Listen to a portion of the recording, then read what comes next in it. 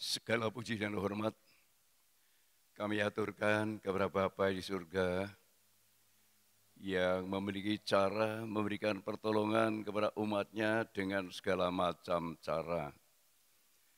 Bagi Tuhan tidak ada jalan buntu, namun bagaimanakah kami dengar-dengaran terhadap firman-Mu? Karena firman-Mu lah pelita bagi kaki dan suluh bagi perjalanan. Jika kami taat kepada firman-Mu, tidak akan mengalami jalan buntu. Oleh sebab itu firman-Mu akan diberitakan, biar kami semua menaruh hormat terhadap firman di atas segala-galanya. Entah dalam bentuk mendidik, menegur, dan menghajar. Semua kami harus terima dengan senang hati, karena itu jalan yang dibuka oleh Tuhan. Terima kasih, firman-Mu kami sambut dalam nama Tuhan Yesus Kristus. Haleluya. Amin. Silakan duduk.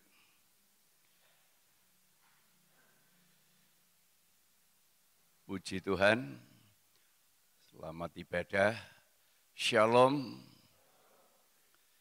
Kita akan mendengarkan firman Allah pada pagi hari ini, mendidik kepada kita tentang memberi apa yang kita punya, kelebihan kita berikan kepada orang yang tidak punya. Kita akan cepat menanggapi, tentu kekayaan itu bentuknya harta, yang harus diberikan kepada orang miskin. Itu bisa, tapi juga ada kekayaan lain yang kita punya tapi orang lain tidak punya. Mari kita sama-sama membaca dalam 1 Timotius 6 ayat 16 sampai yang ke-19. Dialah satu-satunya yang tidak takluk kepada maut. Satu-satunya yang tidak takluk kepada maut adalah Yesus. Bersemayam dalam terang yang tak terhampiri. Seorang pun tak pernah melihat dia, dan memang manusia tidak dapat melihat dia. Baginya lah hormat dan kuasa yang kekal. Baginya lah hormat dan kuasa yang kekal. Teruskan. Peringatkanlah kepada orang-orang kaya di dunia ini. Peringatkanlah kepada orang-orang kaya di dunia ini. Agar mereka jangan tinggi hati. Agar mereka tidak tinggi hati. Dan jangan berharap pada sesuatu yang tak tentu seperti kekayaan. Dan berharap kepada sesuatu yang tak tentu, bisa berubah diantaranya kekayaan. Melainkan pada Allah yang dalam kekayaannya memberikan kepada kita segala sesuatu untuk dinikmati. Melainkan kepada Allah yang kekal, yang bisa memberikan pada kita segala sesuatu untuk dinikmati. Teruskan. Peringatkanlah agar mereka itu berbuat baik. Peringatkanlah agar mereka itu berbuat baik. Menjadi kaya dalam kebajikan. Menjadi kaya dalam kebajikan. Suka memberi dan membagi. Suka memberi dan membagi. Dan dengan demikian mengumpulkan sesuatu harta sebagai dasar yang baik bagi dirinya di waktu yang akan datang untuk mencapai hidup yang sebenarnya. Ya, di dunia ini sudah hidup, tapi belum sebenarnya, masih semu, banyak ketidakjujuran, banyak ketidaksadaran, banyak kesalahan. Ini kalau dibiarkan tidak akan mencapai hidup yang sebenarnya. Di sini dikatakan tidaklah orang kaya membagikan kekayaannya kepada orang miskin. Asumsi kita hanya kepada harta, ya saudara. Kekayaan ini mungkin kekayaan kesadaran, mungkin kekayaan kejujuran, mungkin kekayaan kesabaran. Ini kekayaan. Ada orang yang miskin kesadaran, miskin. tidak punya kesadaran. Mungkin melihat di depan rumah kita begitu kotor, tapi di dalam begitu melong-melong. Tidak pernah berpikir untuk memikirkan di depan rumah kita diantaranya. Mungkin, ya saudara, kita menjadi orang yang memiliki jabatan, miskin kejujuran, suka tidak jujur. Ya, bagikan. Arti membagikan, tunjukkan kejujuranmu, tunjukkan perbuatan baik kepada semua orang. Itulah tabungan kita untuk mencapai hidup kekal. Di antaranya juga kekayaan. Kalau kita punya kejujuran, tunjukkan kejujuranmu. Mungkin mengelola uang, mungkin apa, jujur kepada Tuhan. Karena memberi ini yang dari Tuhan ini bukan sebagai manusia makhluk sosial. Kalau manusia makhluk sosial, kalau sudah untuk anaknya, wah. Untuk keluarganya, wah. Kalau untuk supaya terkenal, wah. Itu manusia makhluk sosial. Tapi ini melakukan menurut firman Tuhan. Merasa saya bisa, berikan. Merasa saya mampu, berikan. Inilah perbuatan baik benar-benar senjata yang paling ampuh. Hendaklah kejahatan dibalas dengan kebaikan. Melakukan menurut firman itu tidak pernah akan dirugikan. Tidak pernah. Karena apa dikatakan tidak dirugikan? Kita mendapat tempat untuk hidup yang sebenarnya.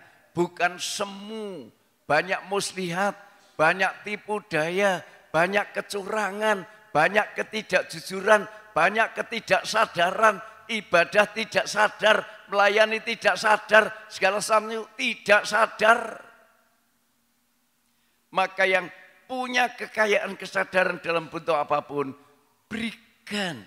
Jadi contoh, jadi teladan, supaya mereka mengikuti jejak kita. Seperti Rasul Paulus katakan, ikutilah teladanku.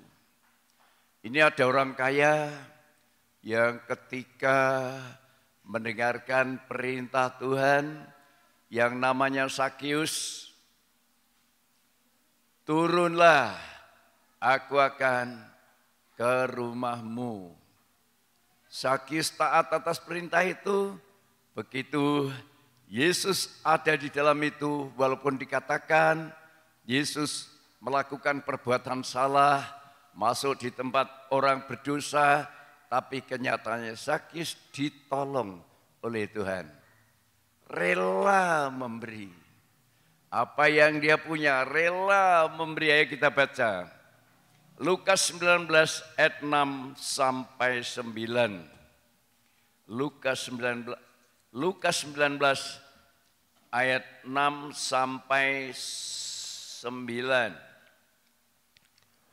Lalu Sakius segera turun dan menerima Yesus dengan sukacita. Tetapi semua orang yang melihat hal itu bersungut-sungut, katanya, ia menumpang di rumah orang berdosa. Tetapi Sakius berdiri dan berkata kepada Tuhan, Tuhan, setengah dari milikku akan kuberikan kepada orang miskin, dan sekiranya ada sesuatu yang kuperas dari seseorang, akan kukembalikan 4 kali lipat. Akan kukembalikan 4 kali lipat. Luar biasa, saudara. Kata Yesus kepadanya, hari ini telah terjadi keselamatan kepada rumah ini, karena orang ini pun anak Abraham. Ya, anak Abraham secara rohani berarti akan mendapat hidup yang sebenarnya.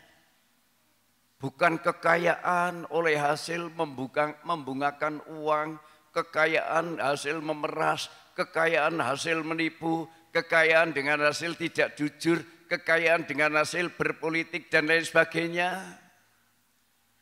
Tapi ini kekayaan dengan satu kejujuran, karena kekayaannya mau diberikan, separuhnya mau diberikan pada orang miskin.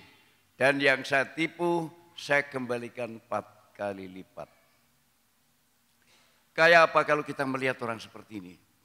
Beda dengan orang kaya yang kikir. Orang kaya yang tidak punya kesadaran sama sekali. Miskin tentang sadar. Kita sadarkan.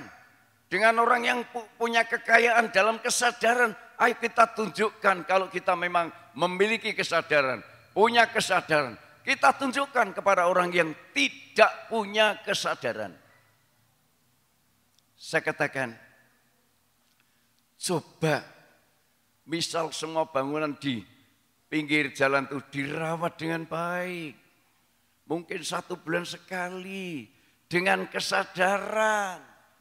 Tapi yang miskin kesadaran sulit. Banyak alasan, ibadah saja yang miskin kesadaran sulit mengutamakan. Hanya melakukan kewajiban, bukan dengan kesadaran yang rela beribadah dengan sungguh-sungguh. Mendengarkan firman dengan sungguh-sungguh. Tahu bahwa firman itu adalah kekal.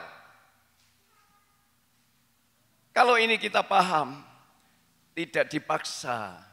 Karena kalau kita sadar melakukan perintah Tuhan, luar biasa, saudara. Maut tidak akan menguasainya. Tidak takut mati, tidak takut apa-apa. Seringkali kita takut dengan itu. Jujur saya, seringkali kami digentarkan oleh berita corona. Karena dampaknya, kalau soal mati perasaan saya persiapan. Tetapi dampak kepada jemaat. Kalau saya mati karena itu bagaimana nasib jemaat, bagaimana? Lah itu membuat saya gundah. Itu pun saya salah. Seakan-akan tidak yakin doa saya, bahwa saya berdoa, pagari seluruh jemaatmu. Tidak terkecuali pagari Tuhan dari virus corona. Sudah berdoa begitu, saya kadang-kadang lupa. Ini contoh konkret saya yang dalam satu kekeliruan. Tapi kalau kita sungguh-sungguh melakukan perintah Tuhan, benar-benar membungkus hidup kita dari telapak kaki sampai ujung rambut dikuasai oleh firman Allah, maut tidak berkuasa lagi. 1 Korintus 15. Oh, kita baca dulu Matius 1 ayat 1, Matius 1 ayat 1 tentang anak Abraham. Inilah silsilah Yesus Kristus, anak Daud, anak Abraham. Ya, inilah silsilah Yesus Kristus, anak Daud, anak Abraham. Abraham rela menyerahkan anaknya karena firman. Yesus anak Abraham ikhlas menyerahkan nyawa karena kehendak Bapa. Gembala yang baik mengorbankan nyawanya demi domba-domba. Memberikan teladan. Seorang gembala, seorang pemimpin harus memberi teladan kepada yang dipimpin, kepada domba-domba, bukan gembala egois. Hanya mengejar kepentingan diri sendiri, padahal kepentingan daging, bukan kepentingan rohani. Ini saudara perlu mengoreksi saya selaku gembala sidang. Kalau saya egois, terus kemana perjalanan domba? Kalau yang memimpin saja tidak punya kesadaran bagaimana yang dipimpin. Kalau yang memimpin tidak punya kejujuran, bagaimana yang dipimpin. Kalau pemimpin tidak memberikan satu teladan, kesadaran memberi, bagaimana yang dipimpin. Ini penting karena apa? Abraham, bapak orang percaya, memberikan teladan ketika mendengar firman Allah, bawalah anakmu yang kamu kasih, anak tunggal menjadi korban obaran di tempat yang kutunjukkan kepadamu. Abraham menuruti perintah Tuhan, bukan menuruti akalnya, pikirannya yang dikuasai oleh hawa nafsu daging, tetapi menuruti perintah Tuhan. Apa yang diperintahkan Tuhan, dia taati. Keluarlah, dia keluar. Pandanglah timur, barat, utara, selatan. Jalanilah, dituruti. Bawalah anakmu yang kamu kasih, anak tunggal. Padahal dijanjikan dari anak itu, Abram akan diberkati. Tetapi Abram mengalahkan logika. Ini contoh yang luar biasa bagi saya pribadi. Saya belajar dengan firman Allah. Kalau saya belajar firman Allah, membaca firman 1,5 jam, tidak terasa. Tahu-tahu saya sampai jam 1. Saya harus berdoa. Ini kemurahan Tuhan. Ada orang yang ngacungi jempol komen. Bukan untuk saya jempol, untuk yang ada di dalam diri saya. Yang memberikan kekuatan saya, yang memberikan kesadaran kepada saya, yang memberikan kemampuan kepada saya. Kalau bukan dari dia, siapa saya? Tidak berbeda dengan saudara semua. Tidak ada yang sesuatu yang harus disombongkan. Tapi kalau Kristus ditampilkan, seperti Paulus, hidupku bukan aku lagi.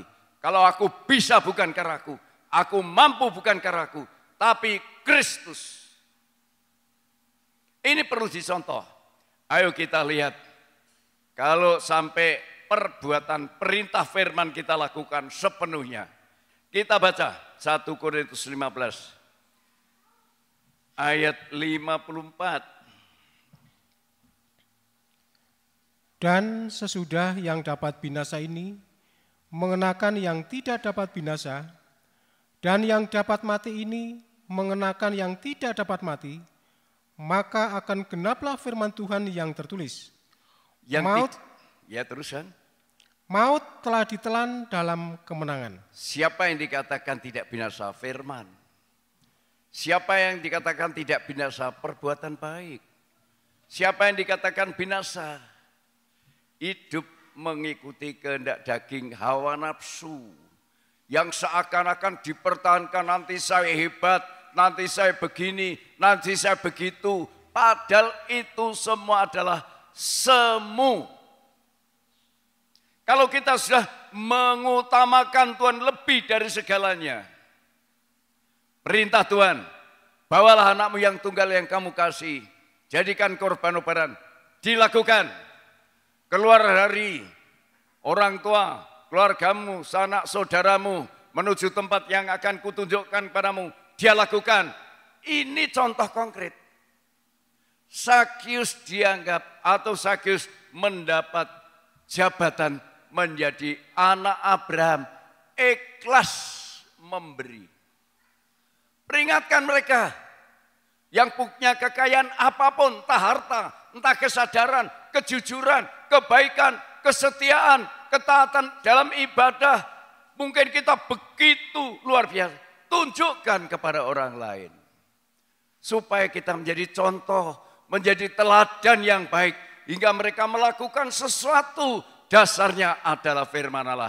Kalau ini sudah menguasai hidup kita, saudara, maut ditelan di dalam kemenangan.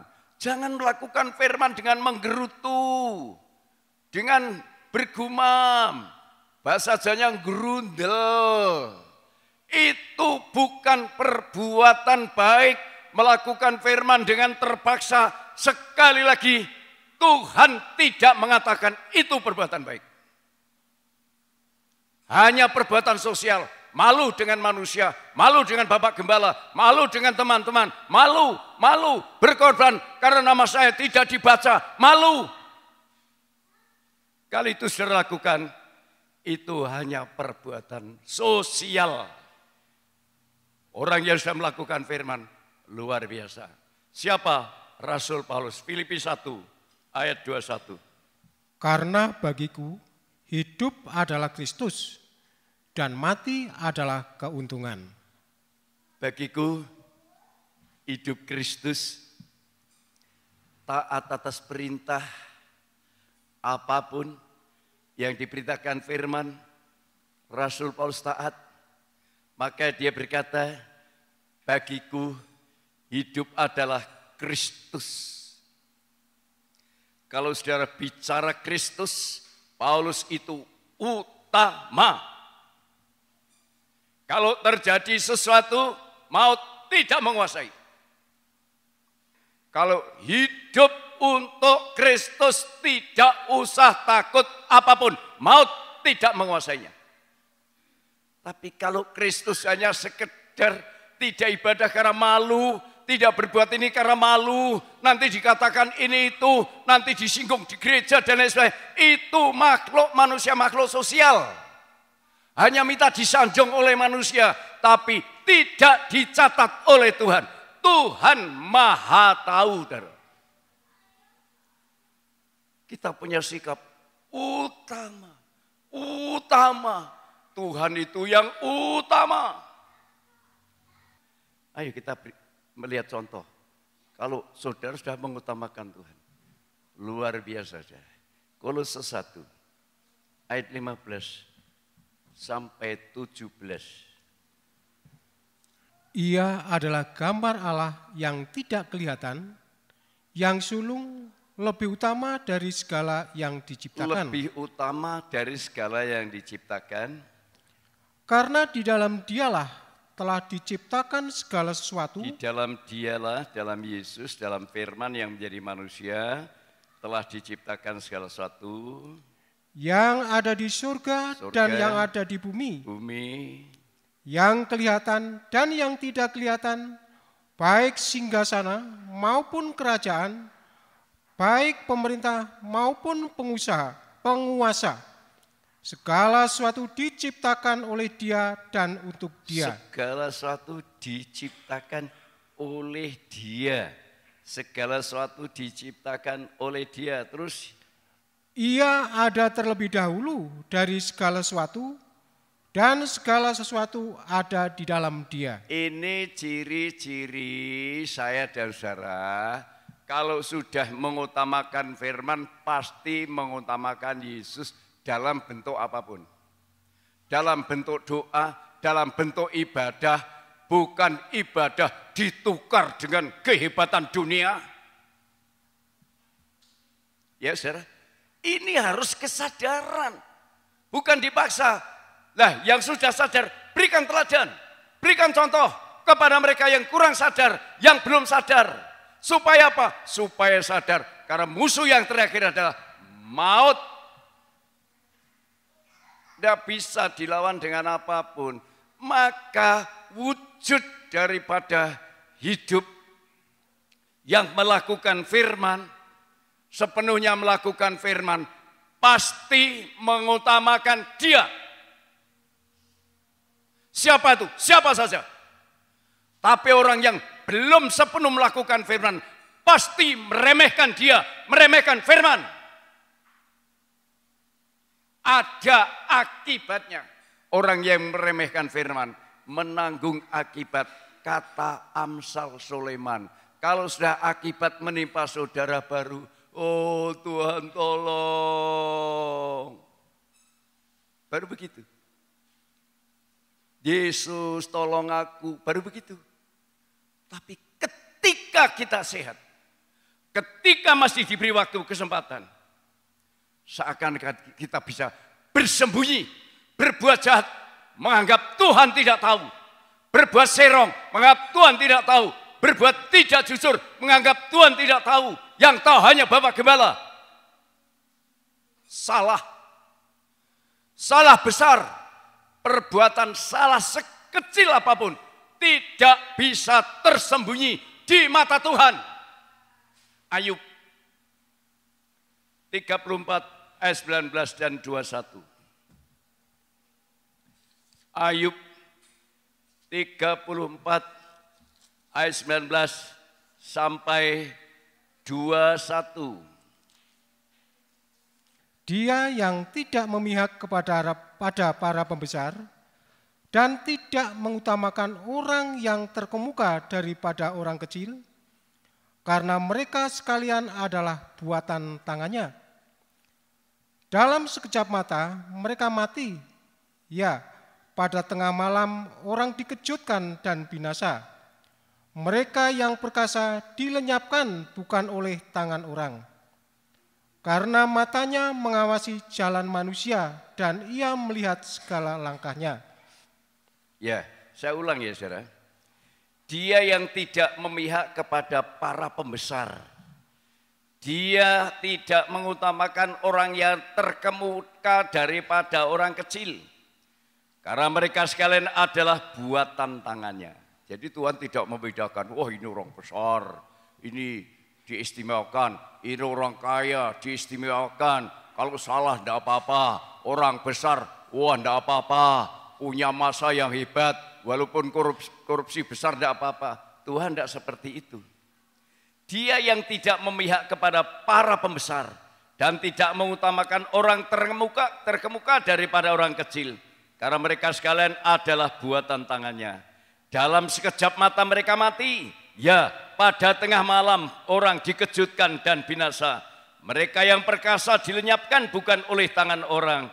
Karena matanya mengawasi jalan manusia dan ia melihat segala langkahnya. Jangan dikira kita berbuat pada waktu malam Tuhan tidak tahu. Jangan dikira Ananias dan Sapira berbuat serong, ya tidak jujur, Tuhan tidak tahu saudara. Tahu apa yang kita lakukan, Tuhan tahu. Jangan seakan-akan menganggap, oh Tuhan tidak tahu. Asal Bapak Gembala diberi gini, wah sudah. Bukan itu saudara. Gembala saudara hanya orang dipercayakan oleh Tuhan. Bukan orang yang menghakimi. Walaupun saya mengampuni, kalau Tuhan tidak mengampuni juga tidak diampuni. Walaupun saya menghukum, kalau Tuhan tidak menghukum juga tidak akan dihukum. Karena ciri-ciri orang berdosa suka bersembunyi. Menyembunyikan segala sesuatu. Hatinya ya, tapi mulutnya tidak. Hatinya serong, mulutnya jujur. Itu manusia. Kapan itu dimulai? Ketika manusia jatuh dalam dosa. Adam dan Hawa jatuh dalam dosa. Mendengar suara langkah Tuhan di taman. Mereka bersembunyi. Seakan-akan Tuhan tidak tahu saudara. Mari kita baca ayatnya. Kejadian 3 ayat 10 ya. Kejadian pasal 3 ayat yang ke-10. Ia menjawab, ketika aku mendengar bahwa engkau ada dalam taman ini, aku menjadi takut karena aku telanjang. Sebab itu aku bersembunyi. Sebab itu aku bersembunyi. Semua orang berdosa sukanya bersembunyi. Semua orang berdosa, semua manusia kehilangan kejujuran. Jangan dikira saudara, kalau kita tidak jujur, kalau menyembunyikan dosa Tuhan tidak tahu. Tahu. Ya, Adam dan Hawa bersembunyi ketika Tuhan berjalan di taman. Ketika kita mendengar firman dikoreksi, ya saudara bisa menyembunyikan. Di gereja mengakui, tapi di luar nanti tidak mengakui. Seakan-akan tidak berbuat salah. Perbuatan dosa apapun, dimanapun Tuhan tahu, tidak bisa saudara menyembunyikan dosa. Ya, kalau saudara sudah bisa jujur, bisa sadar kepada Tuhan itu jujur, sadar, melayani dengan sungguh-sungguh, berbuat dengan sungguh-sungguh. Lewat persembahan saudara, sudah mulai kita bersaksi keluar. Menjadi contoh. Semua supri yang tahu. Kalau rapat seakan-akan terjadi respon yang luar biasa. Berarti ini benar. Supaya apa? Supaya mereka belajar. Tapi kalau ada orang Kristen tidak merespon. Ya saudara, apakah itu benar? Tidak merespon firman Allah, apakah itu benar? Egois. Kalau untuk kepentingan keluarga, wah atau kepentingan daging, wah. Tapi untuk kepentingan bersaksi, menjadi saksinya Tuhan. Nanti dulu, mengkondingin dan seterusnya. Dikatakan dalam Ayub, Tuhan tahu segala langkah kita. Tuhan tahu kalau Adam dan Hawa bersembunyi, takut sama Tuhan. Tuhan tahu kalau saudara menyembunyikan dosa. Tuhan tahu kalau saudara tidak jujur. Tuhan tahu kalau saudara tidak ikhlas. Tuhan tahu, semua tahu. Dan itu akan menanggung akibat. Yang tidak dikuasai maut adalah jikalau kita hidup dari telapak kaki sampai batok kepala, melakukan firman Allah. Tidak usah khawatir. Kalau hidupku buat Kristus, bagiku Kristus adalah hidupku. Mati untung. Ini sudah ada contoh manusia biasa seperti Rasul Paulus. Tidak takut mati karena merasa hidupnya sudah dibungkus oleh yang kekal. Oleh yang hidup. Maka saudara harus hati-hati. Ketika saudara sehat merasa, tidak apa-apa, tidak apa-apa, tidak apa-apa. Ketika saudara sakit, sesak napas, baru berkata, Tuhan tolong saya. Apa kata Tuhan? Aku tidak kenal kamu. Mau apa? Jangan saudara merasa Tuhan itu kasih bisa disalahgunakan. Allah Maha Pengasih disalahgunakan. Kita bisa berbuat semena-mena. Sak karpe dewi, sak geleme dewi. Jangan menganggap seperti itu. Tuhan adalah pembalas. Kalau kesempatan kemurahan yang diberikan Tuhan, tidak saudara manfaatkan, tapi untuk hura-hura mengikuti keinginan daging, saudara menanggung akibat. Maka puji Tuhan seperti saya. Hidup saya yang sudah usia tua, usia sadar, ingin menampilkan kebaikan Tuhan, ingin menampilkan keadaan Tuhan kepada mereka yang belum kenal. Lewat apa? Lewat perbuatan. Orang mengatakan, dulu jemaat ajak berkorban. Ketika kami mengenal kabar mulai pertama, ada yang mengatakan, itu golek alam, cari pamrih. Boleh berkata demikian. Dulu ketika saya belum tahu, aku suka ketika masih miskin pengertian. Suka tidur tidak bayar di hotel, makan tidak bayar. Dulu. Tapi setelah saya mengerti firman Allah, setiap saya ikut KKR, aku sewa hotel sendiri. Ini pengalaman hidup.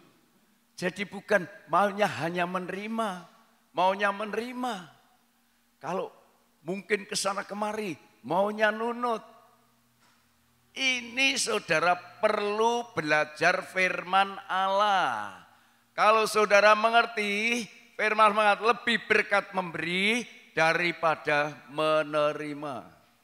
Maka kalau saudara bisa memberi, itu contoh yang baik. Apa yang saudara perbuat kecil atau besar, mata Tuhan melihat. Semua terbuka. Ikhlas atau tidak, Tuhan tahu. Tuhan tahu. Saya ikhlas atau tidak berbuat, Tuhan tahu. Saya cari pamrih, Tuhan tahu. Saya sungguh-sungguh, Tuhan tahu.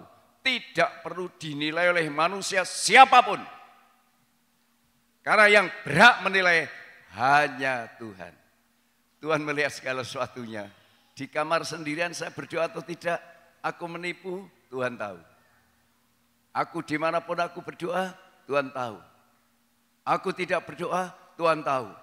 Ibadah giliran, saudara ibadah atau tidak, Tuhan tahu. Atau kesempatan. Waktu giliran ibadah, waduh, tidak usah ibadah.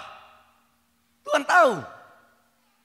Jangan kita menyembuhkan segala sesuatu seakan-akan Tuhan tidak tahu. Berarti dosa masih melekat seperti Adam dan Hawa. Ketika mendengar Tuhan berjalan di tengah taman, mereka bersembunyi. Berkata, karena aku telanjang. Ini contoh yang konkret. Supaya kita tidak membiasakan main-main dengan Tuhan. Ibrani 4 ayat 12 sampai 13. Mata Tuhan terbuka bagi kita semua. Ibrani 4 ayat 12 sampai yang ke-13. Sebab firman Allah hidup dan kuat. Firman Allah hidup dan kuat. Dan lebih tajam daripada pedang bermata dua manapun. Dari pedang bermata dua manapun. Ia menusuk amat dalam sampai memisahkan jiwa dan roh. Ya. Sendi-sendi dan sumsum. Ia sanggup membedakan pertimbangan dan pikiran hati kita. Dia sanggup. Hati saudara, pikiran saudara baik atau tidak, Tuhan tahu saudara. Saudara menipu atau tidak, Tuhan tahu. Tidak ada yang bisa disembunyikan, tidak ada saudara. Maka perlu saudara jujur di hadapan Tuhan. Dan jujur itu bagikan kepada mereka. Sadar itu bagikan kepada mereka. Teruskan. Dan tidak ada suatu makhluk pun yang tersembunyi di hadapannya. Sebab segala sesuatu telanjang dan terbuka di depan mata Dia. Yang kepadanya kita harus memberikan pertanggungan jawab. Adam sudah mengenakan daun ara pakaian. Tapi dia berkata, aku telanjang. Di mata Tuhan semua kita ini telanjang. Terkecuali ditutup pakaian dari Tuhan yaitu kulit binatang. Ditutup dengan firman Allah yang kekal. Semua di mata Tuhan adalah telanjang. Jujur, tidak jujur. Benar, tidak benar. Menipu atau tidak menipu. Tuhan tahu dan itu akan menanggung akibat. Kita perlu sadar, sebab orang yang suka berbantah pada firman membuktikan saudara belum bertobat. Kristen yang belum bertobat, banyak dalih, banyak alasan, menggunakan otak, menggunakan logika, ini tidak benar di hadapan Tuhan. Saudara harus belajar, harus paham. Kalau mau belajar kebenaran, sadarilah kesalahan. Sebelum dikatakan semua manusia berdosa, semua manusia telanjang di mata Tuhan. Adam berkata, aku telanjang. Maka Tuhan membuatkan pakaian kepada Adam. Kulit binatang, bukan cawat, bukan penutup kemaluan, maaf ngomong. Tetapi penutup kehidupannya menjadi pakaian. Kalau nanti perbuatan baik itu menjadi karakter, menjadi pakaian. Luar biasa. Akan jadi saksinya Tuhan. Memang ternyata beda. Yang di Banjaran, yang di Jelgong, yang di Diwek, Balekambang, Kuwukan, Winongsari, Wonosobo, Selomerto, yang ada di Banjarnegara, yang ada di Kaliwiro, semua kalau sudah berpakaian bisa memberi karena kesadaran, bukan makhluk sosial. Kalau untuk wah mungkin nanggap dalang, wah aku korban sekian, untuk sinden, wah aku sekian. Tapi kalau untuk Tuhan, wah aku tidak usah keluar. Hati-hati itu. Itu manusia makhluk sosial bisa dilakukan oleh siapa saja. Tapi kalau berbuat kepada Tuhan untuk menceritakan kebaikan dan kemurahan Tuhan, tidak setiap orang, terkecuali kalau sudah bertobat. Yang terakhir, Kisah 3 ayat 19. Pertobatan ini dasar untuk mencapai kepada keberhasilan. Karena itu sadarlah dan bertobatlah, supaya dosamu dihapuskan. Karena itu sadarlah, akuilah kesalahanmu, ojo ngotot.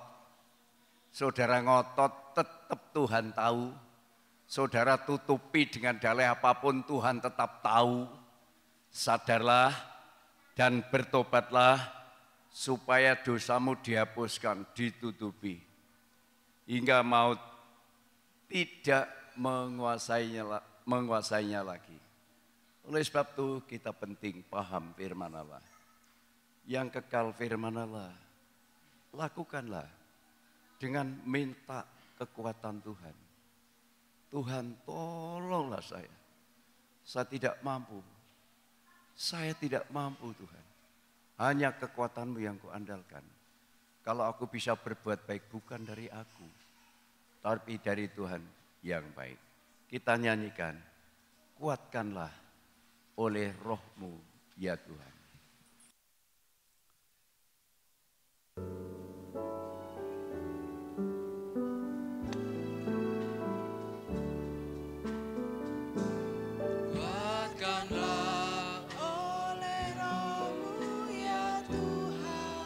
Kuatkanlah oleh Roh-Mu Tuhan, supaya bisa berbuat baik, menunjukkan kepada orang miskin, miskin kesadaran, miskin kejujuran, miskin darah. Haleluya. Kalau ini diwujudkan oleh orang-orang yang sudah mendapatkan pertolongan, luar biasa saudara, luar biasa. Jangan egois. Tuhan mau memakai kita. Jangan kalau sudah diberkati sudah cukup. Ini aku. Tapi yang dilihat orang lain belum ada, belum nyata. Mari kita bangkit berdiri. Kuatkanlah oleh Roh-Mu ya Tuhan. Biar ribut keras datang, ku mau tetap selamanya. Kuatkanlah hatiku ya Tuhan. Kuatkanlah oleh Roh-Mu ya Tuhan. Kuatkanlah oleh Roh-Mu ya Tuhan. Biar ribut keras datang, ku mau tetap selamanya. Kuatkanlah hatiku ya Tuhan. Singer saja. Bagaimana? Ada kerinduan untuk membagi yang saudara punya kepada orang yang tidak punya kesadaran, tidak punya kejujuran. Tunjukkan kejujuranmu, tunjukkan kesadaranmu saudara. Tunjukkan kekayaanmu kepada mereka yang miskin. Haleluya. Luar biasa. Luar biasa saudara. Haleluya. Haleluya. Kuatkanlah oleh Roh-Mu ya Tuhan. Biar ribut keras datang, ku mau tetap selamanya. Kuatkanlah hatiku ya. Sekali lagi pelan-pelan. Kuatkanlah oleh Roh-Mu ya Tuhan. Nanti saudara Danu tampil ke depan, memimpin dalam doa. Danu. Roh-Mu ya Tuhan. Biar ribut keras datang, ku mau tetap selamanya. Kuatkanlah hatiku ya. Sekali lagi.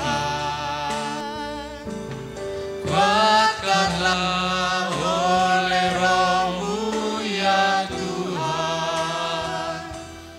Kuatkanlah oleh Roh-Mu ya Tuhan. Biar ribut keras datang, ku mau tetap selamanya. Kuatkanlah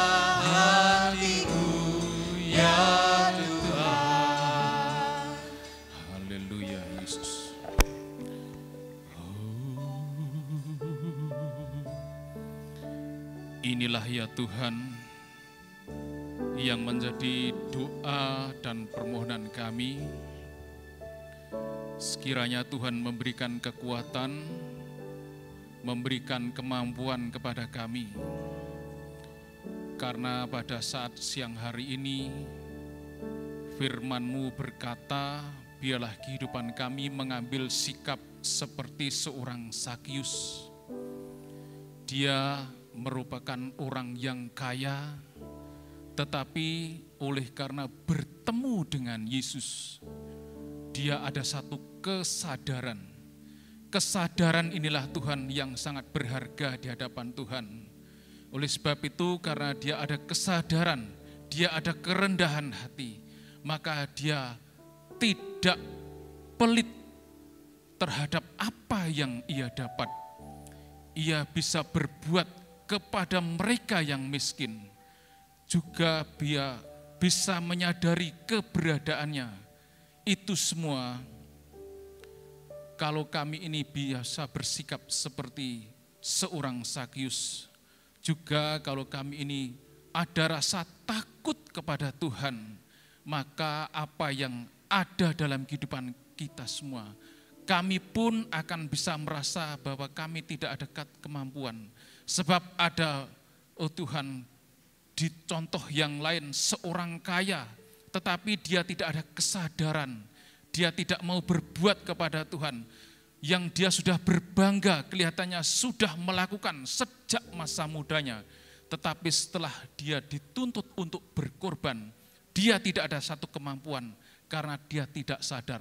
Itu menunjukkan, membuktikan bahwa harta, tamak kepada harta, sehingga dia tidak ada satu kerendahan hati.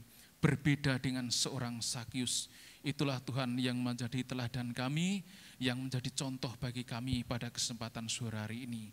Supaya Tuhan, kalau Engkau datang satu kali saat, jangan sampai kami merasa takut seperti pada Bapak Adam yang takut karena Tuhan, karena berbuat dosa. Oleh sebab itu, kalau Engkau sudah tegaskan kepada kami, Engkau sudah berfirman kepada kami, biarlah kami ini mengambil satu keputusan. Keputusan itu yang keluar dari pribadi kami, bukan dari pengaruh orang lain.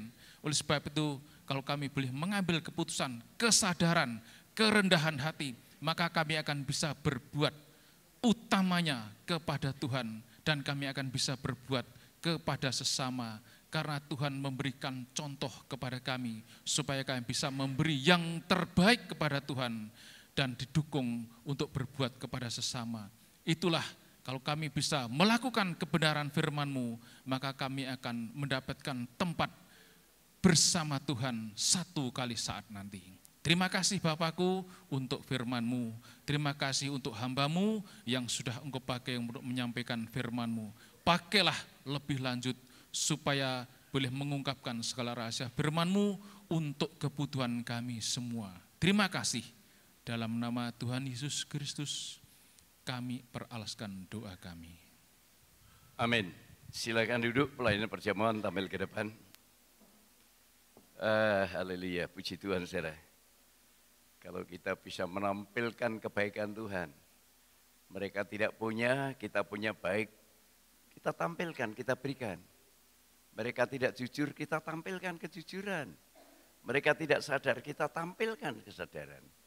Terima kasih untuk firman Tuhan, terima kasih untuk tubuh dan darahnya. Akan kami makan dan minum, layakkan dan berkatilah kami ya Tuhan. Dalam nama Tuhan Yesus Kristus, kami berdoa. Haleluya. Amin.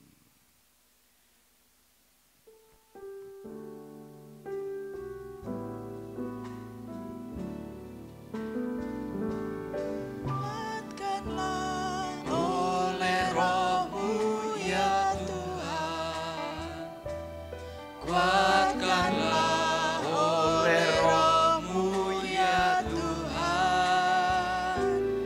Biar ribut keras datang, ku mau tetap selamanya. Kuatkanlah hatiku ya Tuhan. Kuatkanlah oleh Roh-Mu ya Tuhan. Kuatkanlah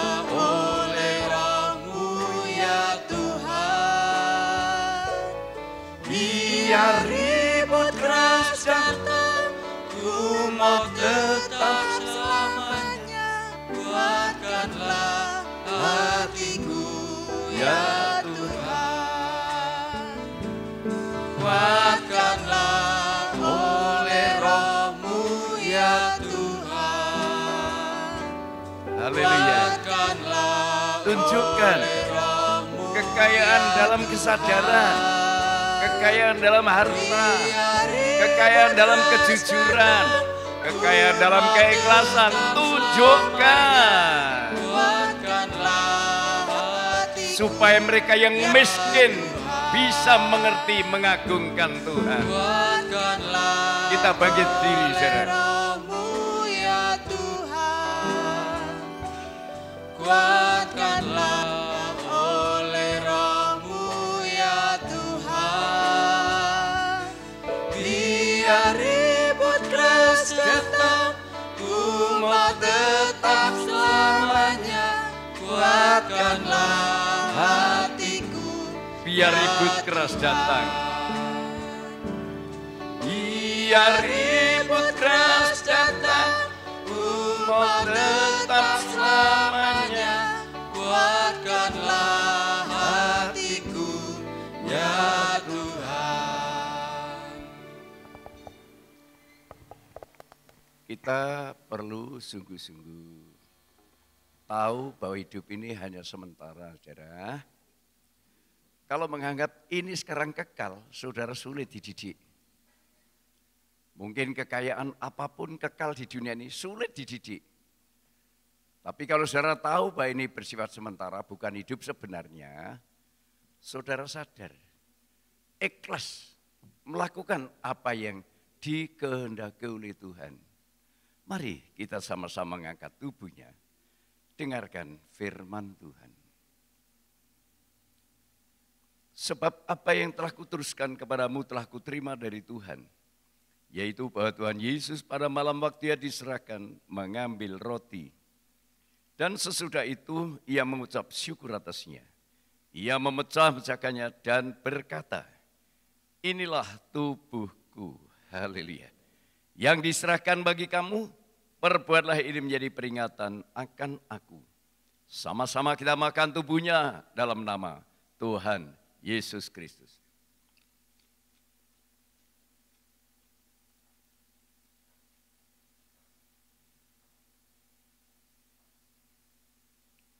Kita angkat cawannya. Demikian juga Ia mengambil cawan sesudah makan lalu berkata, cawan ini adalah perjanjian baru yang dimeteraikan oleh darahku. Perbuatlah ini setiap kali kamu minumnya menjadi peringatan akan aku. Sebab setiap kali kamu makan roti dan minum cawan ini, kamu memberitakan kematian Tuhan sampai Ia datang. Kita minum bersama-sama dalam nama Tuhan Yesus Kristus.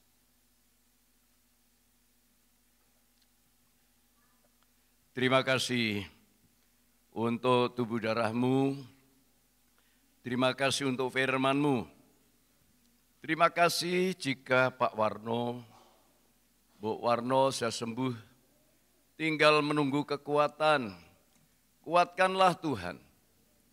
Kalau ada dosa kesalahan, sadarkan Tuhan. Hidup ini hanya sementara. Tidak perlu kami bertahan kenikmatan daging, tapi kenikmatan oleh firman. Kenikmatan firman itu mendengar dan melakukan. Selama kami mendengar firman tidak melakukan, sama sekali tidak akan merasakan kenikmatan firman Tuhan. Pak Marto juga sudah pulang, tolong Tuhan beri kekuatan dan kesembuhan usia lanjut, berikan kekuatan Tuhan. Terima kasih banyak Bapak. Bentar lagi kami akan meninggalkan tempat ini, pulang ke rumah masing-masing. Mohon penyertaan dan perlindungan Tuhan. Saudara-saudara, kita semua mengangkat tangan untuk menerima berkat Tuhan. Saudara-saudaraku yang dikasihi Tuhan, pulanglah ke rumahmu masing-masing. Turunlah kita berkat damai sejahtera dari Allah Bapa, dalam cinta kasih sayang dan kebenaran Sang Putra dan persekutuan Allah Roh Kudus, memberkati saudara, menyertai saudara, melindungi saudara, dari sekarang, besok bahkan sampai selama-lamanya, hingga hari Maranatha. Di dalam nama Tuhan Yesus Kristus kami berdoa. Semua kita katakan, amin. Terima kasih Tuhan.